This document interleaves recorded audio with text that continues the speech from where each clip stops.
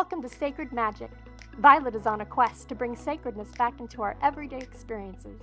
Anyone can have an extraordinary life when they are able to tap into their sacred magic within. Violet and her guests will be sharing their divine passions, inspirations, and stories of connecting with their sacred magic.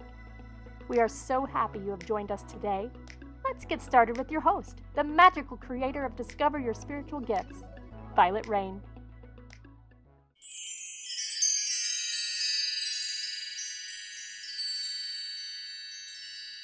So hi, everyone. Welcome to Sacred Magic Podcast.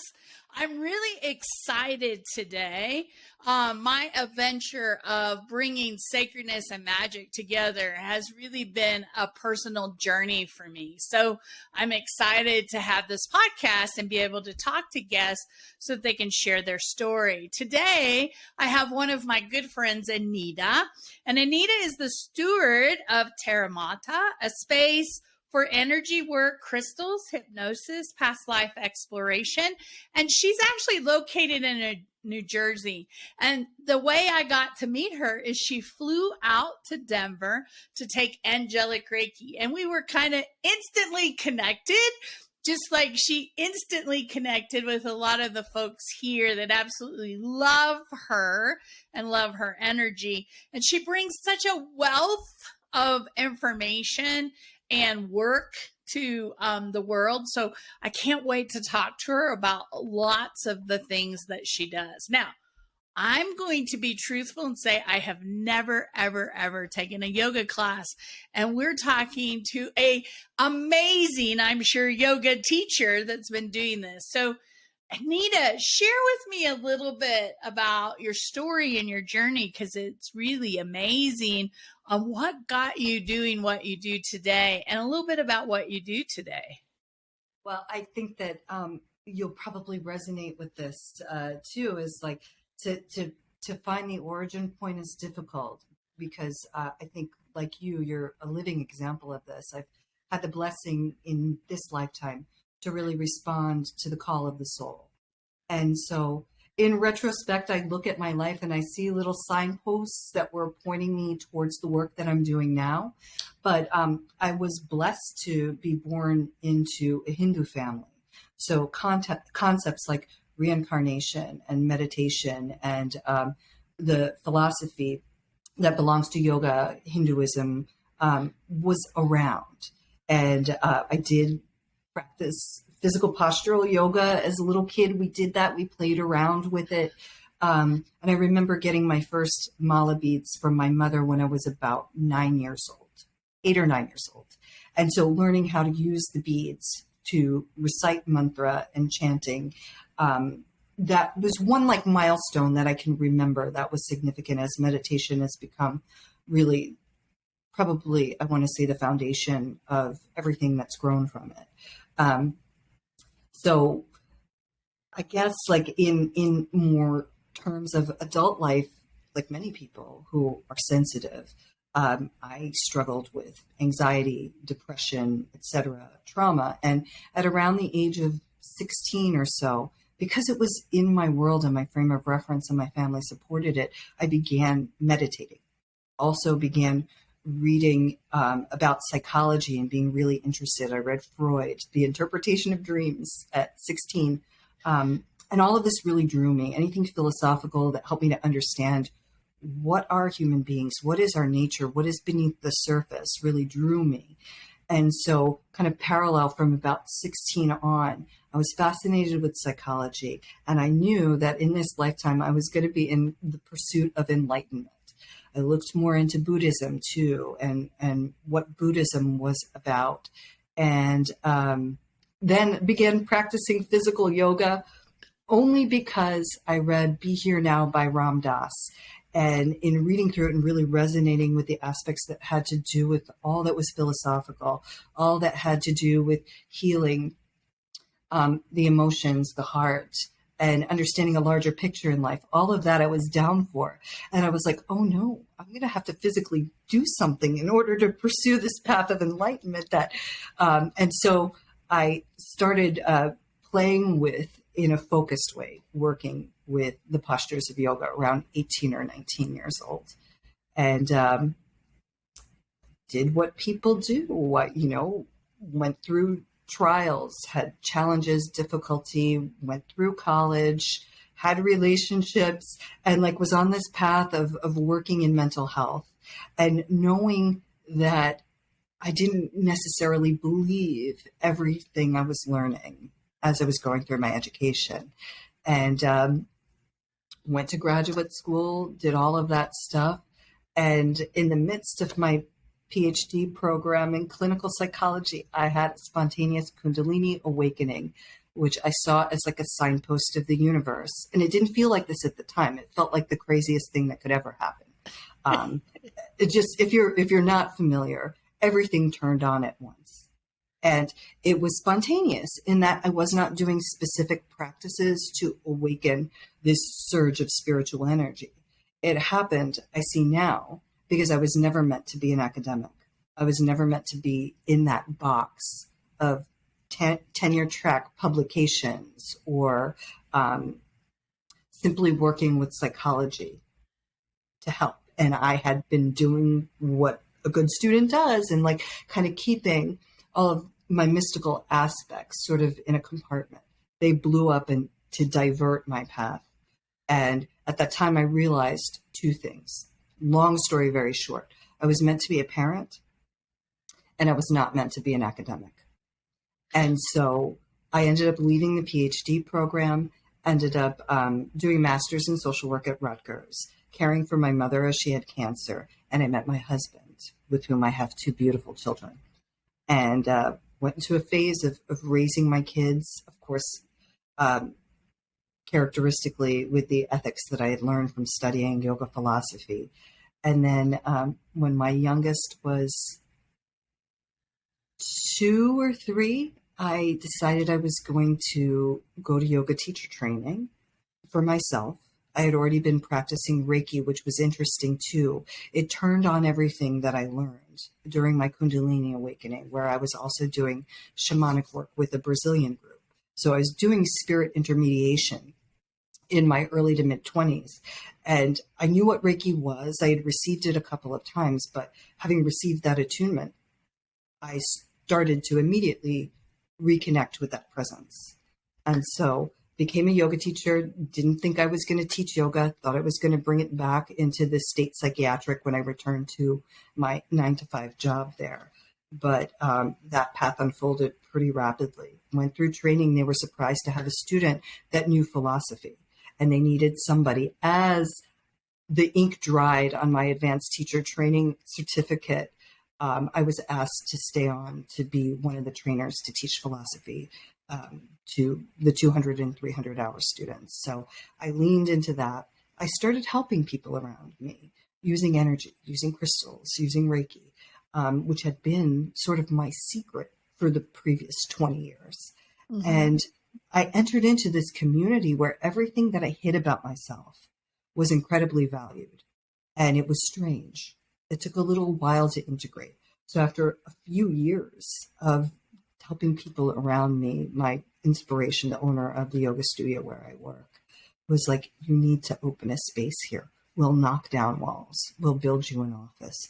I want you to be able to help people the way that you've helped me. And I'm like, no, but I have to go back and get an office and like, you know what I mean? And go do what I had planned to do with all of this conventional education. And it didn't unfold that way. It was the moment that I did Angelic Reiki level 1 and 2. And this was in Boston in 2019, that through the course of receiving this modality, one, I really tapped the shamanic stuff that I had acquired once more, reawakened. And I walked out of that weekend being like, I have a responsibility.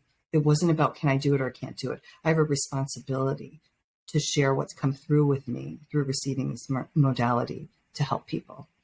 And so I opened my space. I opened in 2020 a physical space 6 weeks before before COVID hit. And it was perfect because I also began doing Akashic record readings over Zoom. And so I had a mechanism both to create community doing angel circles on Zoom and also do readings over Zoom with people all over the world. And so that's the long and short. It's a great story. You know, there's like 5 different topics I would love to talk about, right? I love the fact of your expertise and wisdom, and every time I get to hang with you, I just absorb like a sponge from you. And so I love that fact of being able to do that. I think my first question I really want to talk about is Kundalini awakenings, because some people that are listening today have no idea what that means. What is that? What does that look like? What can happen to someone that's experiencing that? And what advice do you have for them? So it's interesting because that's a really big question. And I really am blessed to see that experience as being incredibly purposeful in my life. Because if you've gone through a Kundalini awakening, or somebody who you know has gone through a Kundalini awakening, it's a noisy process. It's one that has led to people dying and also ending up in institutions. And that's why I say I know that this was purposeful. I had spent years prior to having this happen to me working in settings with people who were undergoing severe psychiatric meltdowns, so-called schizophrenia, because it can look like that. There are many people that are sitting in facilities, and I've worked with them, where I could see what was happening to them was a spiritual crisis. It wasn't what we would understand as a quote unquote strictly psychiatric event. And so what had happened was it initially began with me having very spontaneous visions, mystical experiences that I was able to see things that I ordinarily hadn't. I was able to very directly perceive communication with beings out of body. So angels, spirits, people who had crossed over. I would feel surges of energy through my body that would really move my body physically in that Kundalini pattern. And I could feel karmic knots being untied. I had many spontaneous recalls of past lives that I had experienced. And I would go in and out of really kind of holding fast to this idea that I was going through a spiritual experience, having had the experience I had in psychiatric, and also the knowledge of Kundalini prior to it happening. Mm-hmm. And also feeling like I was losing it. Because you have to understand, I was in Pittsburgh, Pennsylvania, not the most beautiful city in the world. And I was embedded in an environment with people who had no frame of reference. And in contrast, I was in graduate school for clinical psychology. So what people were seeing in me made them think I was losing it. But I knew, and this is what makes this seem so purposeful to me, is that I knew in my heart of hearts that what was happening to me was the Kundalini was rising because there was unprocessed things that were blocking me from connecting with my soul. Some from this life, some from previous lives. And it was flooding through my consciousness very rapidly. So it kind of put me in that place of the burning ground or the dark night of the soul, where people around me didn't know what to make of me. So I needed to be in isolation. And that's largely what I did. I remained at home. I had a couple of people, and this was the blessing, who at least I could trust enough with some spiritual understanding and background so that I realized, or I would hold this realization, that if I could go through this process, that I would come through transformed. And it's an easier said than done when you're in the mix of it. But my emotions were all over the place. I would spontaneously have information come in that I didn't have a frame of reference for. And I didn't know what was true and what was not true. And so the best thing that I did for myself was to sit in meditation, to physically move my body and remain connected with people who could at least have enough empathy to trust that part of me inside that was like, remember, I do this work. I don't need medical intervention. I don't need psychiatric intervention. I need time for this wave to crash. And there are times when I thought to myself, Jesus, anybody, angels, why didn't I have a teacher during this time? And the answer to that question is because I needed to become that teacher. Because now, with consciousness rapidly expanding on the planet, more and more people are having experiences like these. And I can now say confidently that when I'm helping my students, my clients, to really clearly discern what is the voice of the ego versus what is the voice of the soul, I can speak of the consequences of not being discerning. I can speak of that because I experienced it. I experienced being frightened by what came in. I experienced having to learn how to discern what was a negative thought, what was energy coming in, how to keep in my presence only beings that are light in an open state. And so it was like, really, it was the lab of my experience. And I learned a lot during that time. From beginning to end, it was October until May. And then I regrounded and learned a lot from the experience. And I didn't know exactly what it was for. And I didn't talk about it. It's, lots of people, like you said, are going through that. They come into the center.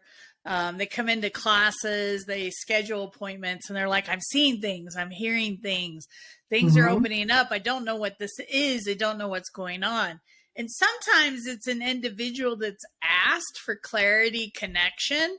And what they don't realize is when we ask to be connected, it makes us sensitive to everything around us, sensitive to light and energy and people and influences. That sensitivity gets heightened, and then they don't understand how to protect and sort out all the energies that are happening. And so they just get overwhelmed with what's going on, and people think they're crazy. You're exactly right. Their family, their friends go, okay, you need medical, psychological help. Something's going on. And really, that's not it. It's just they're spiritually opening to who they are. And it takes time to settle or find someone that can support you, right? So I've had lots of people come to the center and they're like, Vialet, I don't know what this is. And I'm like, you're normal. You're okay. Let's sit down and talk about what we can do, what's next. And most of the time when I ask somebody, have you been asking for change in your life? Have you been asking for direction? Have you been asking for guidance? Have you been asking for connection? They're like, yeah, well, this is it. They're opening you up to be able to do this. And it can happen on a soul level as well as a physical level that you're asking for this. It's part of that shift and change. And more of that's happening right now. So to have people that are out there to help is so important, because people feel lost. Their whole world turns upside down. And I'm sure yours did too. Everything that you had invested, everything you were doing was now, okay, back up 10 steps and regroup. And you're going in a different direction, right? Absolutely. And I think, there's so much variety in terms of how the opening can happen. And, in my particular situation, I was really headed down the wrong path, which objectively to the world maybe looked like the right path. Get a PhD, open a private practice, get a tenured professorship. All of that sounds like a great, 3D package, right? That's what we're here for. Work, produce, consume. Get a good job. All of that stuff, the prestige and then the letters in front of your name, all of that sounds great. But my soul was not having that. And I think that that might have been the volume of it. And, you know, self honestly, I can say this really clearly. Having that doctor in front of my name was ego. It was ego because I was always an intelligent person, but I wasn't always a great student because I didn't feel like there was a place for me. But then this idea now, you know, I go through college and I get a scholarship to a PhD program that's a one of a kind. And like there was a part of me that didn't want it because of, fully because of what I was going to be able to serve through. There was a part of me that, a vulnerable part that wanted to be important. And I think that's that piece that this awakening helped me to put into words, because you can see it. Like we start out with this idea, you know, like our soul comes through on what we're to do. But then when it comes down to go through the steps, we get distracted by those parts of us that are vulnerable, that are wounded, that have been made to feel small. And sometimes those can kind of take over. What the Kundalini does when it rises is it can come in like gangbusters, kind of putting in front of you these shadow aspects in rapid succession. And I do believe it was a soul level choice for me to go through it in exactly the way that it unfolded. Because I love that. I love that. I'm the kind of person that, like, if I know that there is going to be suffering, I want to lean into it and I want to lean through it. And that I will take high risk, high reward in order to evolve. And that's what makes you so special is you're willing to lean into things, whereas other people are like, nope, too hard, too painful. I'm done. I'm out. And what they don't realize is when we lean in, that's when we get the best golden nuggets. Yeah. And I fully sit here as somebody who, you know, and I know you do too, like we work in the world of past lives. And like when you're immersed in that world, you see life so differently. People might think, well, if you think that you have many lives to come, you don't do anything now. But for me, I feel like the significance of having that long view of I could, like a psychologist, look at my lifetime and the struggles that I've had and the so-called bad things that I've experienced as being a shame or bad circumstances, but they were all very intentional from the soul's perspective. In that, like, even, oh, well, you know, maybe this happened with my parents or that happened with my parents. I chose my parents. I chose my parents and I chose those traumas I experienced as a child so I could learn how to go in and out of my body because it's useful now. And the important part being the get back in, to be in the body and also project the soul outwards or the consciousness outwards. A skill that one learns when they learn how to dissociate. They just learn it incompletely. That's when it's great to have teachers around. But also, too, to have the experience of the difficulties in interpersonal relationships with my parents prepared me absolutely to work with the clients that I worked with in psych, the clients that I work with in energy. All of it has been purposeful, all of it. And now when you see it that way, it makes it hard to be controlling over one's own path. The soul has it covered. It's true. And past lives are so important. I get lots of people that are like, oh, I want to know what my past life is. And I can tell when they're looking for entertainment and when they're looking to really learn, because our past lives are teachers. And when you start looking at your past lives, you learn where you didn't lean into things, where you didn't move through it, where you didn't heal, release, and let go of things, where you didn't clear out your karma, you ignored it. And guess what? You carry it with you until you clean it up. And so those of us, at least for me, working in past lives, what it's taught me is I'm here to do the work. And I'm either going to do the work in this lifetime or I'm going to come back and do it again. And guess what? I want to do as much work as I can because I'm looking forward to those lifetimes where I don't have as much karma and work to do. And I can come and sit under the tree and enjoy life and eat bonbons. And I think that's possible, right? past lives are teachers for us. They're guideposts of what we, I think of video games today, and most people can relate to this. Those of you that play video games, and I'm not a video game player, but the one thing I've learned is people master a level and then they go back in and it's really easy to get through it because they know all the pieces. Guess what past lives are? It's about figuring out the levels and what you can master in this level. So then you can come back and enjoy and pick up all the nuggets and not have to do the work. It's really what this is about. So, and I'm sure you see that in your past life. When we tap into past lives, they're teaching us. They're giving us insights and guidance to what this lifetime's about.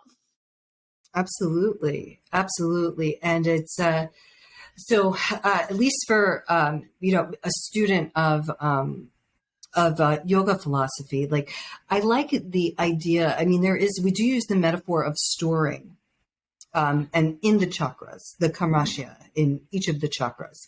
And, we describe the chakras as having vrittis, which are movement or wave patterns that are created by previous karma. And they're like vortices. They will attract exactly what it is that is unfinished until it's cleared. And so there's so much about the past life that is right here, right now. Because I do readings in which I pull out these karmic patterns that currently affect your ability to align with the soul's call. And I also do regression. They kind of do the same thing, just a different avenue, different breadth or scope of information, different experiential involvement. Uh-huh. But the idea is that we are going to, like, their past lives are right here. The very same patterns we attract in the immediate bear the imprint. So it kind of works both ways. Like our immediate today will let us know about who we were, and who we were will help us, give us a lens to see more clearly who we are right now. And I find that, especially having worked very consciously with people in the world of mental health, where the dogma is that everything's rooted in childhood, and that those childhood patterns are generating what's happening right now. It's the past life that contributes to the choices that we make in terms of where we incarnate. And the experiences that we attract in early childhood are the remnants of a past that we maybe don't remember. Most of us don't remember. Mm-hmm. And so it's this beautiful cycle of, like, wherever you look, you'll see your soul. You look in the childhood, look in the past life, look in your immediate. And I'm really big on it being about progress, being about choices and actions in the moment, because karma, like we do create with our consciousness, with our thought, but to move energy around here, action is key. Mm-hmm. And to spin around in your head with all this knowledge about the past life isn't as helpful as seeing yourself in a moment where you're making a choice that's creating suffering. And in that just split second of awareness, you go this way instead of that way. That's how you unmake karma. You can melt away patterns just by being a keen observer of yourself in the moment. And if the past life is a tool, if knowledge about the past life is a tool for you to revision and to see yourself more clearly in the moment, it's a valuable tool. Mm-hmm. If receiving a reading about the particular agreements, the contracts, the enmeshments that you've had in relationships in previous lives, if they help you to see yourself clearly, more clearly here and now, you really have the tools to unmake your karma. It's not necessarily an abstract or a mystical process. And I feel like I use the tools that I have to that, really to hand the power back to the person. I'm here always. If you see me, you have my cell phone number. Text me whenever you want, but I'm going to remind you that the tools are in your hands. And even if I'm repeating the same thing over and over again, keep it real simple. It's all about making this choice that aligns with who you are. You don't have to think about the mountain, just the next step that breaks you of the old habit, the old pattern. Well, I love that, because you're always talking about you have to take action. You can't sit on the sideline and expect things to change.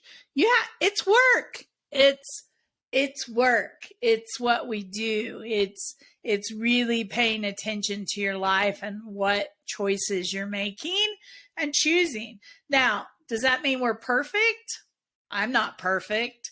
I'm sure Anita will tell you she's not perfect. We're human in this experience, learning every day. Do we have opportunities where we say, wow, I wished I just said that differently or done that differently or took in a different action? Of course.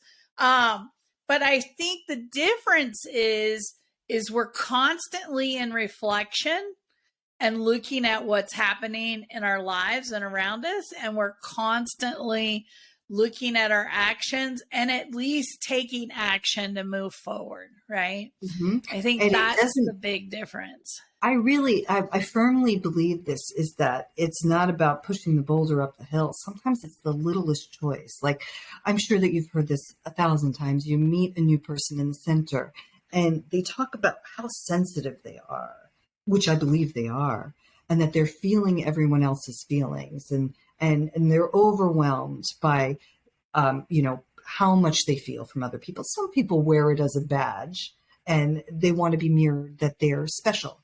And that's fine, but it is a real thing.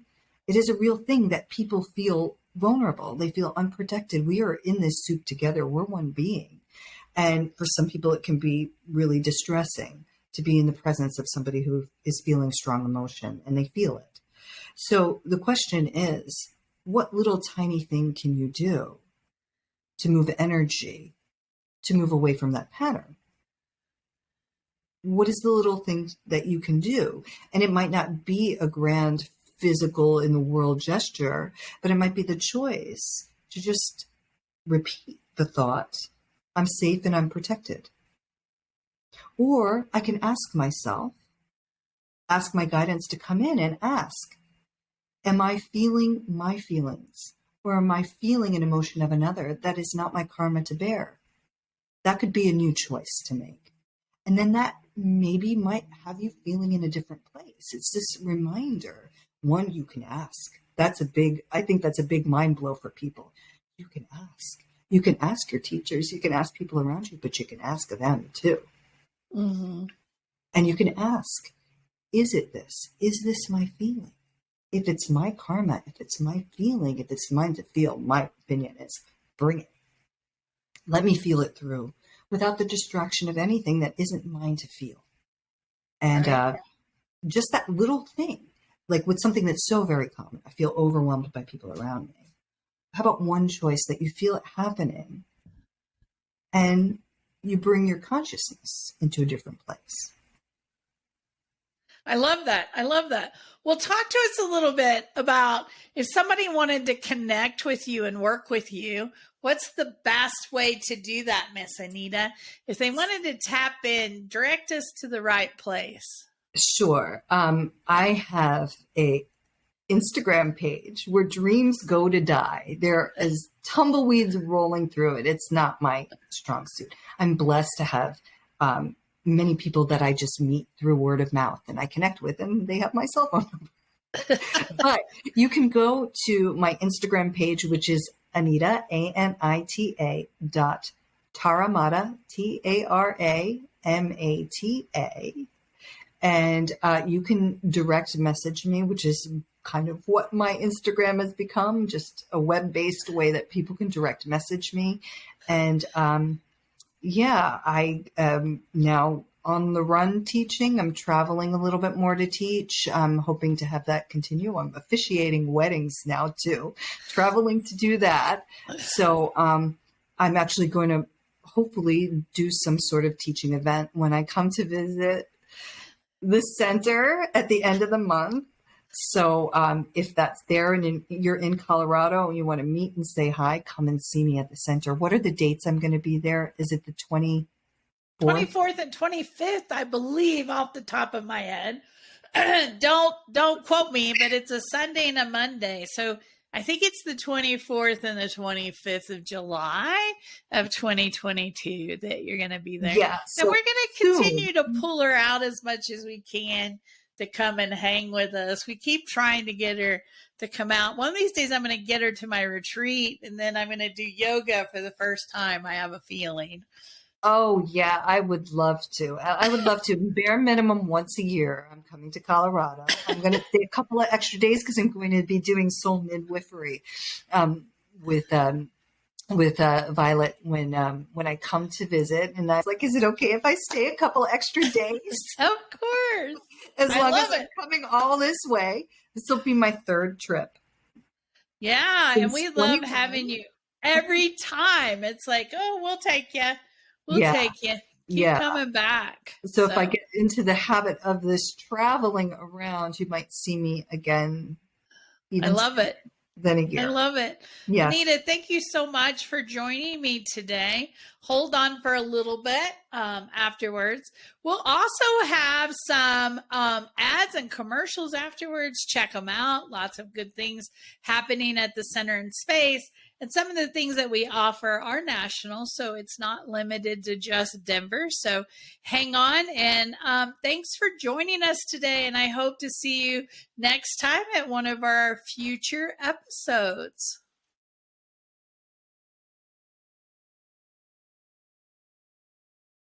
Are you looking for an opportunity to fill your energy tank? When was the last time you invested in self-care? Vialet leads a weekend retreat every year in Woodland Park, Colorado. The purpose of the retreat is to reflect, restore, re-energize, and restore one's energy, focus, and direction. Violet's retreats provide the opportunities to connect, learn, and explore your healing and spirituality. What are you waiting for?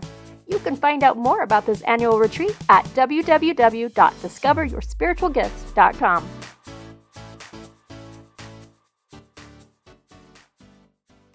Thank you for joining us. To find out more about Vialet, head over to discoveryourspiritualgifts.com. You can also send a personal message to Vialet through email, violet@discoveryourspiritualgifts.com. If you love the show, subscribe to our podcast on Apple Podcasts, Google Podcasts, or Spotify. Until next time, remember, we are meant to have abundant and joyful lives. We hope to see you soon at Discover Your Spiritual Gifts.